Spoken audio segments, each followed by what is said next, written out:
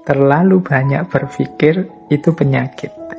Kadang-kadang dalam hidup ini justru orang yang merasa sakit lebih besar, orang yang menderita, itu mereka yang pinter, yang banyak berpikir. Orang yang tidak terlalu banyak berpikir, ya dia tidak terlalu gelisah tentang hidup ini. Hidup ini dijalani saja, dinikmati saja sesuai dorongan-dorongan dirinya. Tidak terlalu banyak pertimbangan. Ini lebih nyaman. Mengaji Hening bersama Dr. Fahrudin Faiz. Mari kita simak. Ada beberapa quotes, beberapa potongan dari novel yang menurut saya menunjukkan betapa hidup kita ini absurd, tidak pasti. Misalnya dari Notes from Underground, catatan dari bawah tanah. Ada kalimat seperti ini. Perhatikan baik-baik. Kita bahkan tidak tahu apa yang saat ini dimaksud hidup itu. Apakah ia sebenarnya dan apa namanya? Jauhkan kita dari buku, maka kita segera akan tenggelam dan menjadi bingung. Kita ini kan senantiasa diminta untuk memahami dan memaknai hidup. Tapi menurut Dostoyevsky dalam novelnya ini, sebenarnya kita itu tidak tahu. Atau harusnya tidak yakin dengan berbagai makna hidup yang selama ini kita pegangi. Pengetahuan kita dan keyakinan kita selama ini kemungkinan didukung oleh buku-buku. Idealisme yang ada dalam konsep-konsep yang ada di buku. Sebagian besar kita kalau ditanya apa makna hidup itu ya jawabannya jawaban buku. Jadi jawaban yang kita peroleh dari ideal-ideal ilmu pengetahuan. Padahal hidup itu tidak sesederhana itu. Makanya dalam quotes ini, jauhkan kita dari buku-buku maka kita akan segera tenggelam dan menjadi bingung. Seandainya semua konsep dari buku-buku itu kita buang, terus kita membaca sendiri hidup ini, mungkin kita ya terus jadi bingung. Kenapa bingung? Karena hidup ini tidak seseragam yang kita bayangkan. Hidup ini tidak semonoton, tidak sepasti apa yang diuraikan oleh buku-buku. Jadi ini kalimat yang pertama menunjukkan ya memang hidup ini absurd, tidak terlalu jelas. Makna apapun yang kita pegangi, ya ada relevannya, ada juga sisi tidak cocoknya dengan hidup ini. Nah, jadi yang pertama itu. Yang kedua, ini ada kalimat yang menunjukkan keabsurdan. Ini lebih jelas lagi. Ini saya ambil dari The Brother Karamazov. Kata Dostoyevsky, dunia berkata, engkau punya keinginan, penuhilah. Engkau memiliki hak yang sama seperti orang kaya dan orang-orang besar. Bahkan jangan terburu-buru memenuhi keinginanmu, tapi perluaslah keinginanmu dan tuntutanmu. Inilah doktrin dunia hari ini, dan mereka percaya inilah kebebasan. Hasilnya adalah yang kaya terisolasi dan bunuh diri, sedang yang miskin cemburu dan akhirnya membunuh. Jadi, ya hidup ini memang dasarnya keinginan. Kita selalu kejarlah keinginanmu, kejarlah cita-citamu setinggi mungkin. Ayo dikembangkan terus cita-cita kita, jangan mandek. Itu kan yang sering kita dengar, nasihat-nasihat, motivasi-motivasi.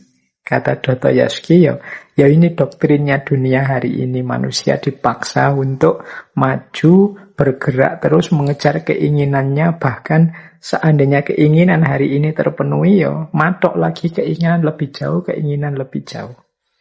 Hasilnya apa? Doktrin semacam ini, yang kaya pada akhirnya terisolasi dan bunuh diri. Mengapa? Ya dia tambah kaya, tambah asing dari realitasnya. Dia kehilangan sisi kemanusiaannya. Mungkin dia jemu, dia jenuh dengan hidupnya. Jadi banyak orang mengejar-ngejar kesuksesan, keberhasilan. Begitu sukses dan berhasil, dia sendiri malah jemu dan jenuh dengan hidupnya. Makanya banyak kan cerita-cerita orang besar, artis yang harusnya dia sangat bahagia. Banyak orang lain mimpi ingin seperti dia, tapi dia sendiri malah bunuh diri.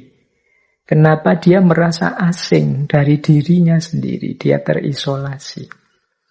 Sejak muda mungkin dia dicekoki, ayo ngejar cita-cita, mengejar mimpi. Begitu teraih benar mimpi itu, dia justru merasa hampa. Maka kalimatnya Dostoyevsky, yang kaya terisolasi dan bunuh diri. Sementara yang miskin cemburu, dia lihat orang-orang kaya. Wah, aku kok nggak bisa yang mencapai keinginanku. Aku nggak pingin kaya, nggak bisa. Pingin sukses, nggak bisa. Dia cemburu. Lihat yang lain sukses, yang lain kaya. Akhirnya ya membunuh, merusak. Mencari jalan paling singkat untuk menemukan kekayaan. Jadi inilah absurdnya hidup. Kita diminta untuk bercita-cita tinggi, tapi yang sukses meraih cita-cita justru jemu, bosan, bahkan bunuh diri. Yang tidak sukses meraih cita-cita, cemburu, galau, gelisah, bahkan membunuh orang, merusak, dan lain sebagainya. Nah, ini gambaran dari The Brother Karamazov. Ini menggambarkan betapa hidup ini absurd. Nah, bahkan ada lagi, ini ada quotes ketiga menunjukkan absurdnya hidup. Saya ambil dari The Idiot.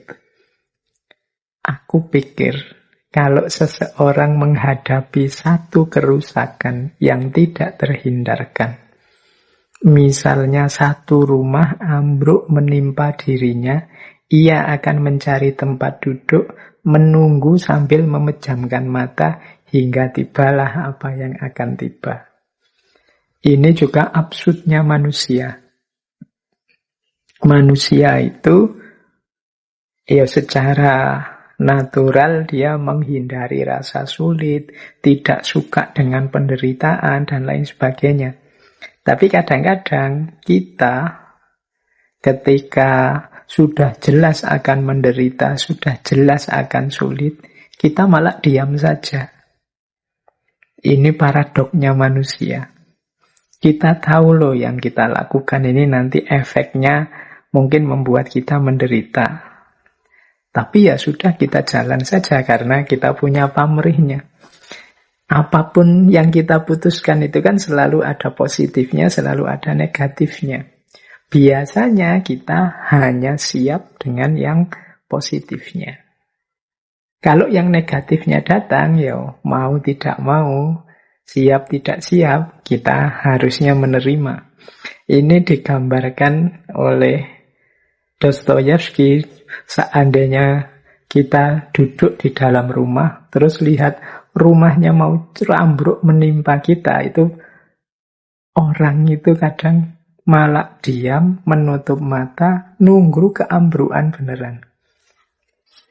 Jadi kadang-kadang kan kita begitu ya. Ada momen di mana misalnya kita mau mengalami bencana, itu malah tidak lari, tapi mungkin memejamkan mata, mungkin teriak saja, mungkin diam saja, begitu bengong sampai musibah itu benar datang.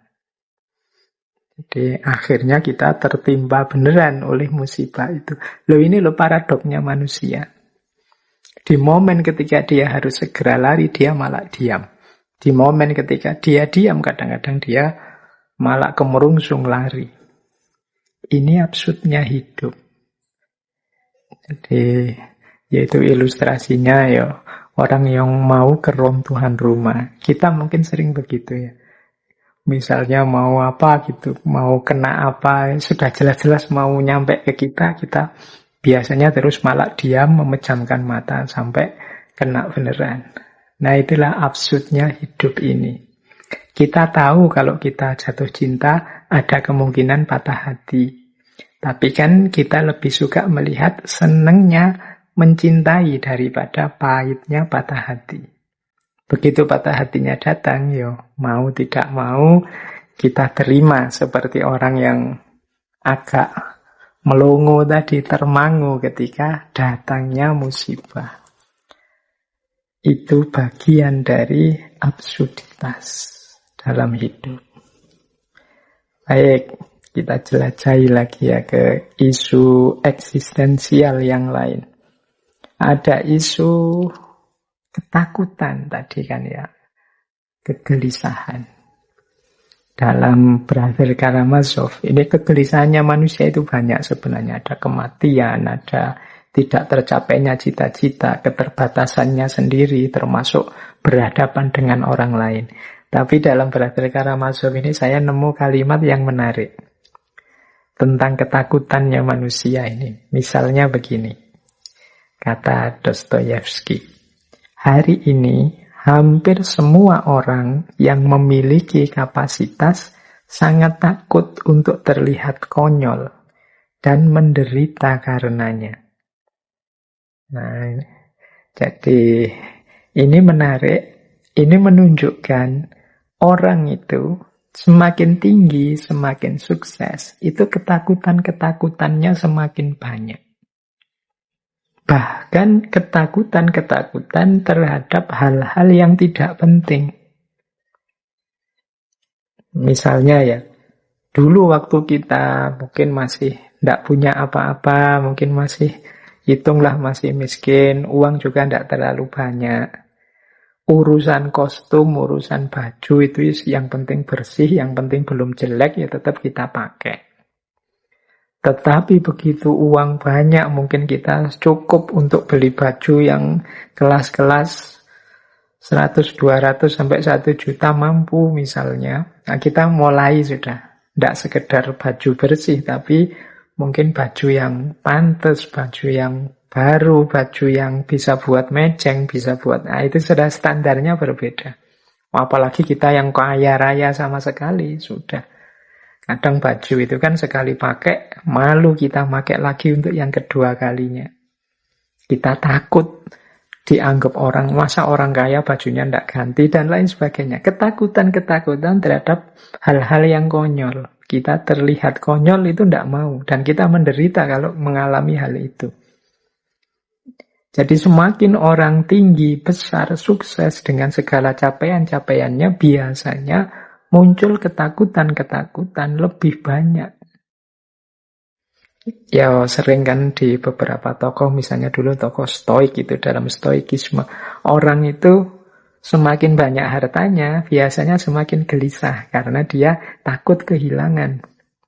Orang yang tidak punya apa-apa, ya tidak terlalu gelisah, ya takut apa, kehilangan apa. Nah, berarti ternyata ada korelasi antara kapasitas yang meningkat dengan ketakutan yang bertambah. Orang itu kalau pointer, misalnya mahasiswa ya, pointer sama sekali, dia cerdas, nilai-nilainya selama ini unggul, itu dia dapat nilai jelek itu takut. Nah, ada ketakutan dapat nilai jelek. Tapi mahasiswa biasa-biasa yang ya IP-nya sudah yang penting selamat begitu saja, itu dia tidak ada ketakutan dengan nilai jelek, sudah biasa dapat nilai jelek. Jadi jumlah ketakutannya lebih sedikit. Kalau yang pinter kan, wah kalau nanti saya tidak lulus tepat waktu, malu aku. Kalau IPK ku tidak 3 di atas 5, malu aku. Kalau itu kan banyak ketakutan-ketakutannya. Sementara yang biasa-biasa atau yang cenderung tidak pinter, sudah alah yang penting lulus, tidak masalah, tidak harus tepat waktu, tidak harus IPK tinggi, yang penting lulus, alhamdulillah. Ketakutannya jauh lebih sedikit.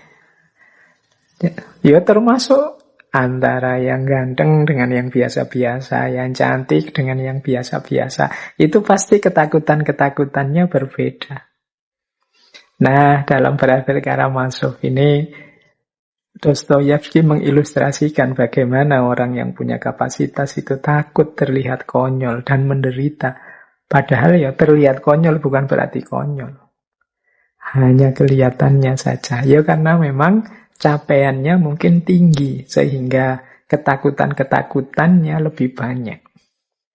Nah, ini mungkin menarik ya untuk kita bahan introspeksi lebih lanjut.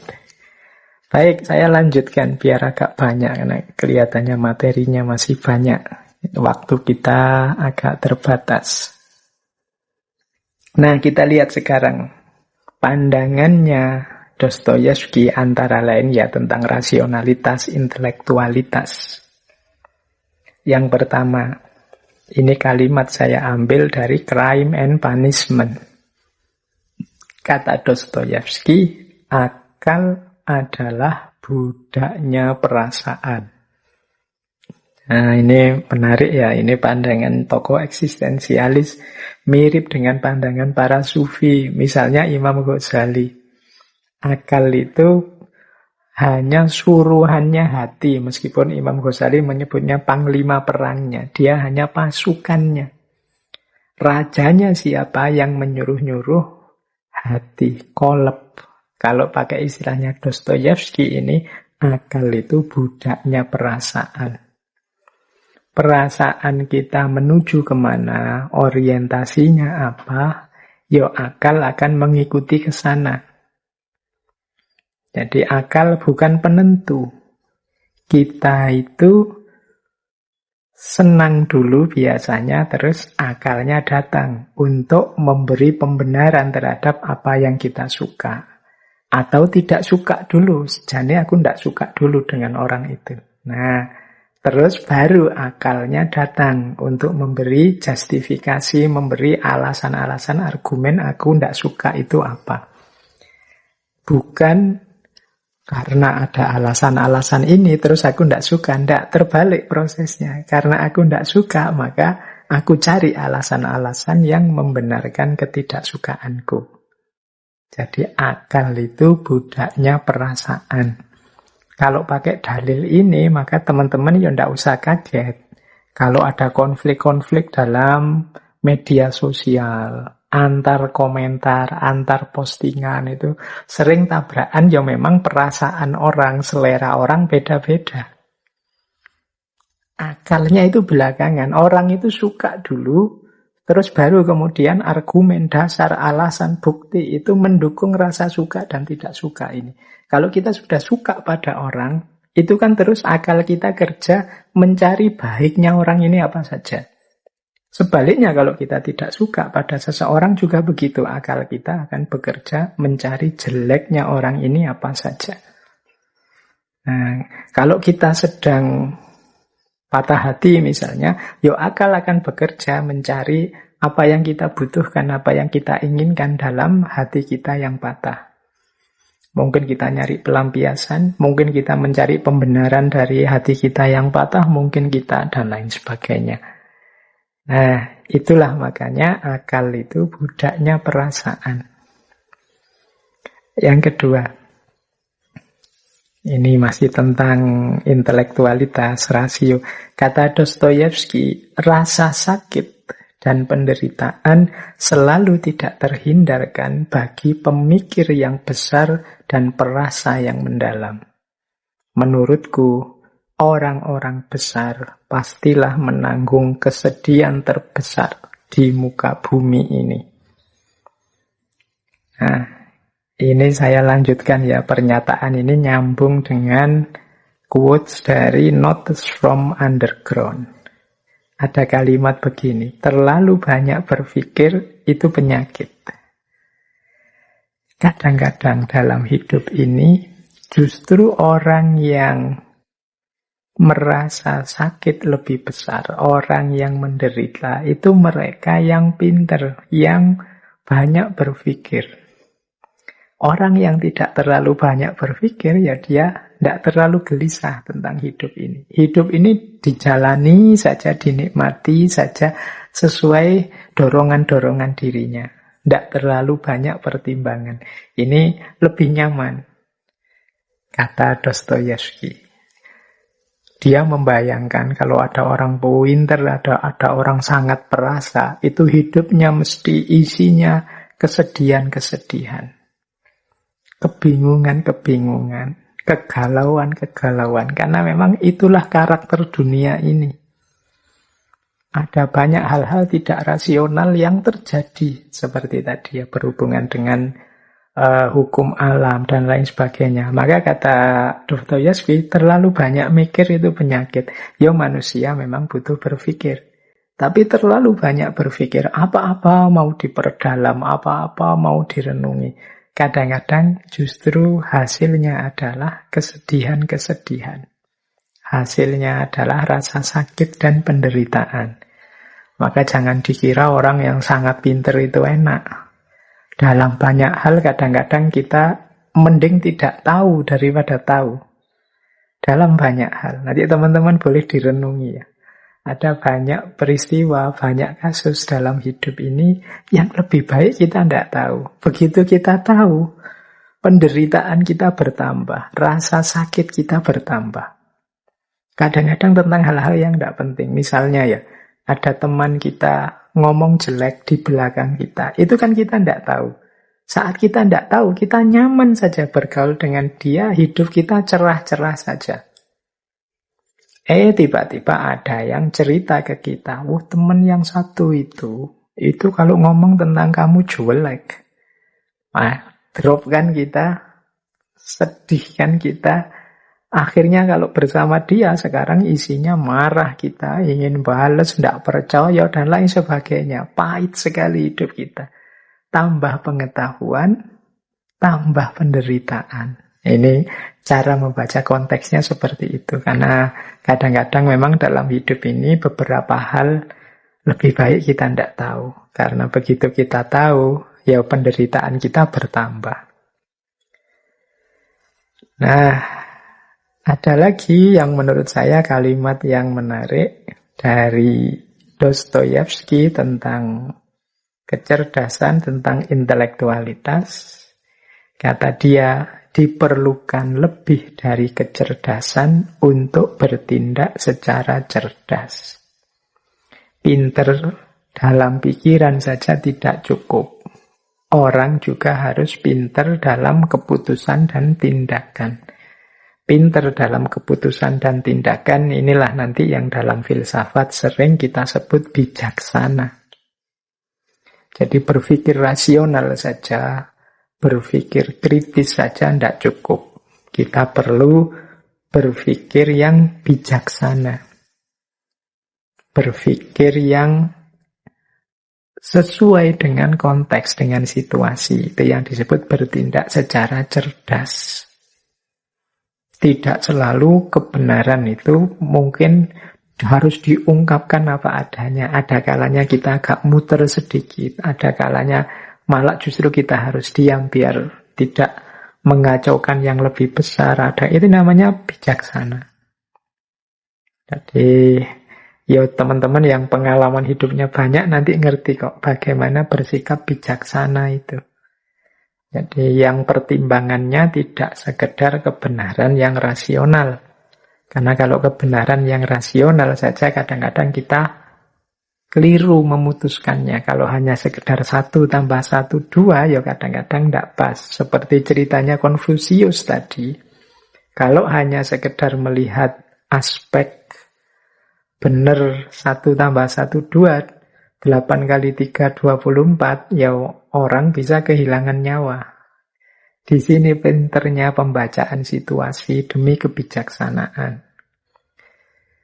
Baik, jadi itu aspek intelektualitas. Dan ini dilanjutkan dalam beberapa gagasan tentang kebalikannya kecerdasan atau intelek, yaitu kebodohan. Menarik nanti kalau teman-teman membaca The Brother Karamazov, dia bilang begini, kata Dostoyevsky, tentang kebodohan ini. Ini semua orang kan ingin menghindar dari kebodohan. Tapi dia punya persepsi sendiri tentang kebodohan ini. Kata Dostoyevsky, semakin bodoh seseorang, justru semakin dekat dia dengan kenyataan. Semakin bodoh seseorang, semakin dia jelas. Kebodohan itu ringkas dan tanpa trik atau seni apapun. Sementara kecerdasan itu berkelit dan menyembunyikan dirinya sendiri. Kecerdasan itu tanpa prinsip, sedangkan kebodohan itu jujur dan lugas.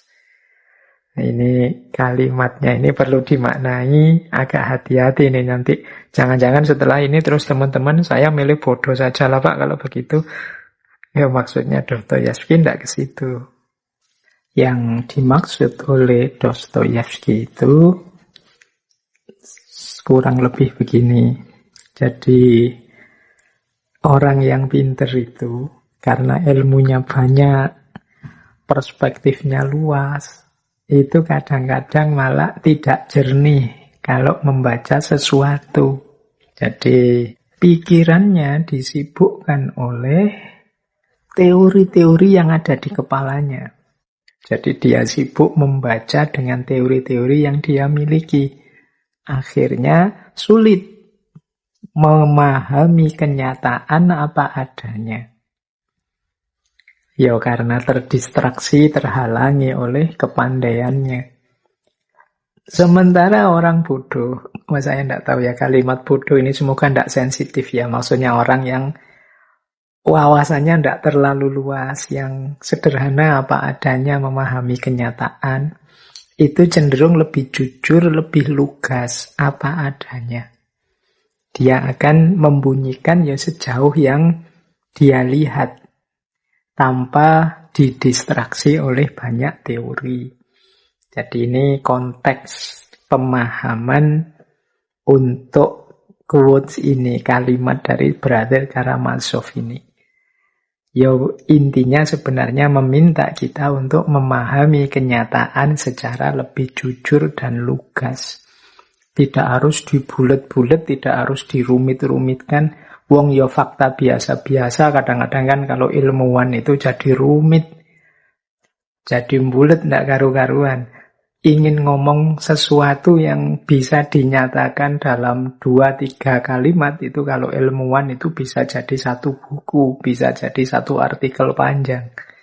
Nah ini tambah rumit kata Dostoyevsky, tambah ndak jelas. Nah terus ada lagi quotes yang menurut saya menarik tentang kebodohan ini. Kata Dostoyevsky ini dalam novelnya The Idiot. Aku orang bodoh yang berhati namun tanpa pikiran. Dan engkau orang bodoh dengan banyak pikiran namun tanpa hati. Kita berdua tidak bahagia. Kita berdua menderita.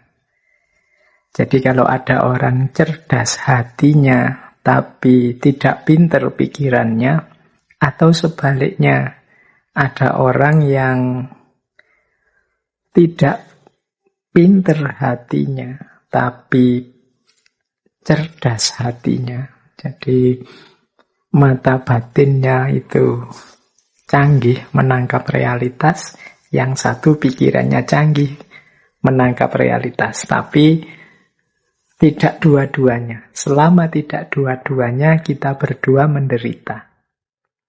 Kalau ada orang yang pikirannya pinter, tapi hatinya tidak, ya mungkin kebenaran-kebenaran yang sumbernya dari pikirannya tidak terbaca oleh hatinya.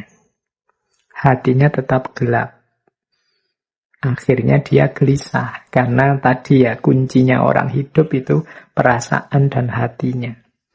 Kebenaran dari pikirannya yang tidak nyambung dengan rasa yang ada di hati bisa jadi sumber masalah. Sebaliknya juga begitu. Ada orang yang hatinya canggih sekali, jernih sekali menangkap realitas, tapi pikirannya tidak. Pikirannya gelap. Ini juga dia kalau penelitian namanya tidak bisa mengolah data. Datanya sih pas, tapi tidak bisa dibaca, wong pikirannya gelap. Ya dia tidak akan bahagia juga. Kayak orang, saya paham sih, tapi ngomongnya gimana ya? Saya ngerti, tapi mengekspresikannya gimana? Nah itu kan pikirannya tidak canggih, meskipun hatinya canggih. Tapi ada orang yang sebaliknya. Nah ini dua-duanya tidak bahagia. Kalau kita ingin jadi orang bahagia, ya pikiran dan hati kita sejalan, sama-sama hidup. Baik, ini ada kalimat yang unik tentang kebodohan juga dari Dostoyevsky. Dia menyatakan begini, orang pinter itu tidak bisa menjadi apapun secara serius. Hanya orang bodoh yang bisa menjadi sesuatu. Ini juga kita baca konteksnya ya, jangan digeneralisir untuk semua kasus. Maksudnya Dostoyevsky itu begini loh. Orang itu kalau pinter itu kan wawasannya luas. Dia ngerti macam-macam. Akhirnya malah susah yakin. Susah untuk mantep. Orang pinter itu mau ini, nanti jangan-jangan begini. Mau itu, nanti jangan-jangan begitu. Dia tahu berbagai alternatif yang berbeda dari kebenaran atau kebaikan yang mau dia ambil. Akhirnya jadinya tidak terlalu mantep. Tapi orang yang tidak pinter, atau katakanlah orang yang bodoh, seperti yang mungkin sering kita lihat, orang-orang yang tidak ngerti banyak hal itu biasanya lebih mudah diyakinkan, lebih mudah mantep ketika memahami sesuatu. Jadi orang pinter sulit untuk jadi apapun secara serius, karena dia tahu kelemahan-kelemahannya, dia tahu kemungkinan-kemungkinan salahnya, dan lain sebagainya. Tapi orang yang belum matang ilmunya itu lebih mudah memutuskan, lebih mudah mantep. Makanya kadang-kadang ya ada orang itu sampai umurnya banyak sekali, ilmunya mateng, itu malah sulit untuk menemukan jodoh menikah. Mungkin karena mikirnya panjang. Jadi ada calon ini, dia merasa, wah kalau calon pasanganku begini, nanti kalau dia begitu gimana? Orang kayak gini itu cirinya gini. Wah ini nanti jadi masalah dan lain sebagainya. Akhirnya dia lambat memutuskannya. Dibandingkan mungkin anak-anak muda yang belum banyak ngerti apa-apa, yang penting jatuh cinta terus pingin kawin, pertimbangannya tidak terlalu panjang. Oh itu lebih mantap menjalani pernikahan. Ini contoh saja ilustrasi kasar-kasaran ya. Jadi itu yang dimaksud dari quotes ini tentang kebodohan dan kepintaran. Jadi orang pinter itu ya bagus sih, luar biasa. Tapi kadang-kadang secara praktis mereka ini tidak mantep. Jadi kalau dimintai pertimbangan apa-apa itu dia tidak terlalu mantep nasihatnya. Kenapa? Dia sendiri tahu berbagai alternatif kelemahan-kelemahan dari nasihatnya itu. Jadi mau saya suruh sabar, tapi nanti orang sabar itu kecenderungannya dia tidak maju, dia susah untuk bertanding, berlaga di dunia yang serba cepat kompetitif ini. Mau saya suruh. Jadi ada banyak pertimbangan-pertimbangan yang membuat tidak mantap. Itu cirinya orang pinter. Nah, jadi teman-teman, Pak saya kok sulit memutuskan, ya Pak saya kok sulit mengambil keputusan tentang sesuatu, kok tidak mantap ya Pak saya jadi apa-apa. Itu jangan-jangan teman-teman sudah pinter, pikirannya luas, jadi pertimbangannya macam-macam, jadi kurang mantap. Baik, ya ini perspektif yang berbeda tentang kepandaian dan kebodohan dalam hidup. Yuk, baik. Sekarang yang mungkin agak unik ya, yang agak positif-positif. Mungkin masih ada waktu sebentar, saya jelaskan secara cepat saja. Di luar yang eksistensial tadi. Tadi saya jelaskan sebentar aspek ketuhanan. Jadi Dostoyevsky ini seorang yang sangat religius sebenarnya, karena sejak kecil diperkenalkan agama oleh orang tuanya. Ada beberapa kalimat dari novel-novelnya yang menurut saya menarik tentang Tuhan, tentang keimanan. Kata Dostoyevsky misalnya begini, apa yang aneh dan ajaib itu bukanlah bahwa Tuhan itu benar-benar ada atau tidak, tapi yang luar biasa adalah bahwa ide semacam itu, ide bahwa Tuhan itu pasti ada secara niscaya, dapat muncul di kepala makhluk yang biadab, yang kejam, yang buas seperti manusia. Ini diambil dari The Brother Karamazov. Jadi mungkin yang luar biasa bukan keyakinan kita bahwa Tuhan itu ada atau tidak. Tapi pandangan bahwa Tuhan itu ada, itu ternyata tidak hanya ada di orang-orang soleh, di orang-orang religius, manusia-manusia spiritual. Tapi pandangan bahwa Tuhan itu ada juga bisa muncul di kepala orang-orang yang biadab, yang kejam, yang buas. Jadi manusia ini kan sepanjang sejarah hidupnya berdarah-darah. Kalau bahasanya para malaikat itu kan mayyufsidu fiha wa yasfikud dima. Lo makhluk yang kejam, yang senantiasa bunuh-membunuh, selalu konflik, itu ternyata tidak melepaskan ide tentang Tuhan di kepalanya. Kalau ditanya Tuhan itu ada apa enggak, itu kemungkinan besar, sebagian besar manusia akan menjawab, ya Tuhan itu pasti ada. Ini yang menurut Dostoyevsky menarik. Lu makhluk itu yang kelakuannya sama sekali tidak menggambarkan sebagai sosok yang percaya Tuhan. Karena dia biadab, dia kejam, dia buas. Tapi ternyata kelakuannya ya yang ada di kepalanya itu percaya bahwa Tuhan itu ada. Nah ini kalimat ini bisa ditemukan di Brother Karamazov. Jadi keyakinan ada Tuhan itu bisa muncul di kepala manusia yang biadab, yang kejam, dan yang buas. Nah, ada lagi yang menarik, ada kalimat begini. Dalam kenyataannya, keimanan tidak lahir karena keajaiban. Namun keajaiban lahir karena keimanan. Ini mungkin mirip ya dengan kebodohan dan kecerdasan tadi. Kata Dostoyevsky, orang itu bukan kok mengalami hal-hal luar biasa yang ajaib terus beriman. Tapi biasanya dia ini sudah percaya dulu, beriman dulu, baru ketemu dengan hal-hal yang luar biasa. Jadi keajaiban itu muncul dan diakui sebagai keajaiban karena ada dasarnya keimanan. Kita kan selama ini terbalik. Keajaiban itu jadi sumbernya orang beriman. Karena melihat hal-hal luar biasa terus orang beriman. Tapi kata Dostoyevsky tidak begitu. Peristiwa yang real itu biasanya kebalikannya. Karena orangnya sudah percaya dulu, baru dia bisa mengakses dan mengakui hal-hal yang luar biasa ini. Kalau orang sama sekali tidak kenal Tuhan atau tidak percaya Tuhan, mengalami hal luar biasa pun tidak akan dia sambungkan dengan ketuhanan. Misalnya ya, kita mengalami bencana apa gitu. Ya orang yang sejak awal tidak percaya Tuhan, ya tidak akan mengaitkannya dengan Tuhan. Yang mengaitkannya dengan Tuhan itu yang memang sebelumnya sudah percaya dengan Tuhan.